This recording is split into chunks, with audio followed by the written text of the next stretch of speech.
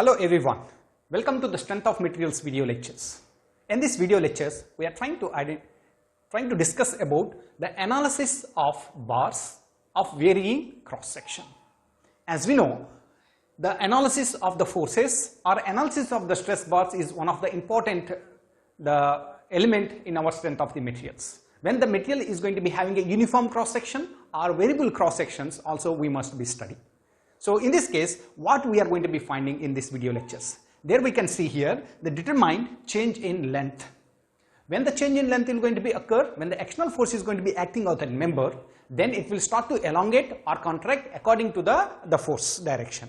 So there we can see here. So here is the variable cross sectional area is available. So there we can see A1, A2 and A3.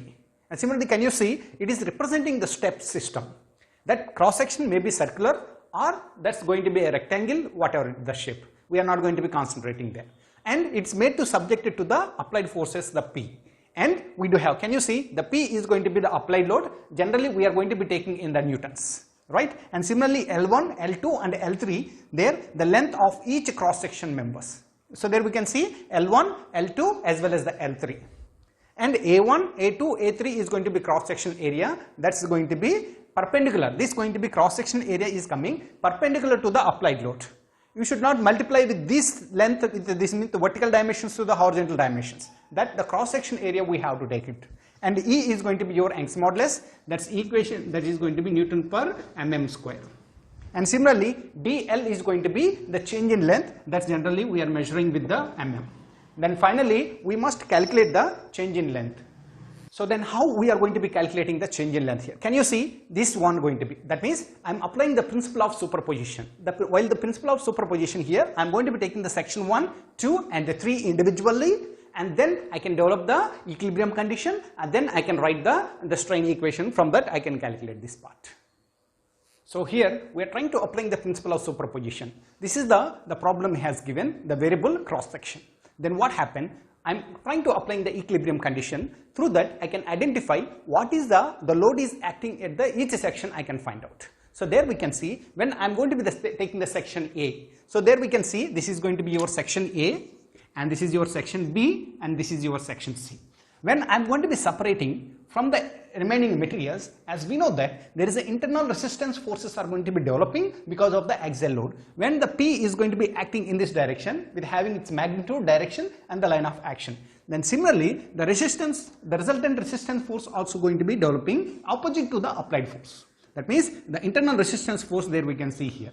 And there we can see the section B also have, there is no load is going to be acting, but throughout the length is going to be the load is going to be the constant. But the stress, strain and the change in the length is going to be quite different. So that's going to be P dash is going to be representing the resultant internal stresses. And then P dash and the P is in the third body. Now we need to find out the change in length. So that means dl we need to be calculate. So then how could you calculate in this case? This we do have the L1, L2 and L3 is there.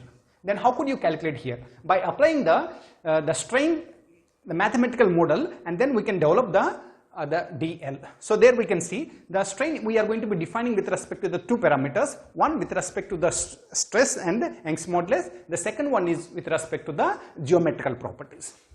So there we can see here that I am going to be taking the strain is equal to epsilon 1. Suppose this is going to be the strain in the section A, that is equal to, what is the formula with respect to stress and strain? That I am going to be writing sigma by E I am going to be taking here.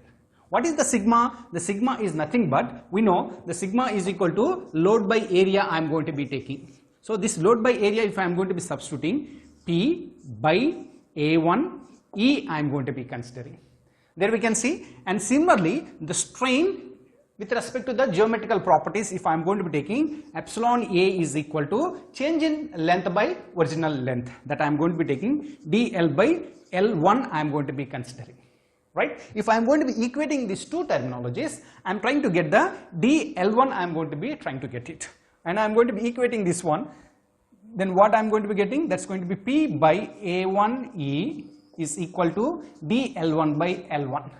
So from this dl1 is equal to P_L1 by A1E. So this way we are going to be comparing the strain due to the stresses, strain due to the geometrical properties. When it comes to the section A, that I am going to be taking epsilon B is going to be the strain existed, that is equal to sigma by E I am going to be considering. So this is equal to P by A to E I am going to be writing. Here the cross sectional area of the B is going to be your A2, and similarly we are going to be writing epsilon B is equal to dL2 by L2, right? So from this equation I am going to be writing the dL2 is equal to P L2 by A to E, right? So the terminology is either you can use the B or the 2 also we can write it. And similarly we are going to be writing here for the third section. So then how could you write it? That's going to be epsilon C is equal to the formula we are going to be writing sigma by E. We know that the sigma is equal to P by A3 E we are going to be taking, right? And the epsilon C, the same I am going to be writing with respect to this one, dL3 by L3. And further simplification that I am going to be writing dL3 is equal to P L3 by A3E. See, can you see here? That's going to be dL1, dL2 and dL3 we got it. In this case what will happen? The lengths are going to be varying, that is L3. Area, cross-section area is varying A3. If in this case Young's modulus we have taken the constant, because throughout the member is going to be having the same material property. If we are preparing with the A, B, C is going to be different, then what happened? This equation E1, E2 and E3 we are going to be coming. If the loads are varying from the point to point, then what will happen here? The P1, P2, P3 we are going to be getting. So now I am going to be applying the principle of superposition. So the principle of superposition, that is going to be total change in length of that member, that is equal to dL1 plus dL2 plus dL3 we are going to be considering.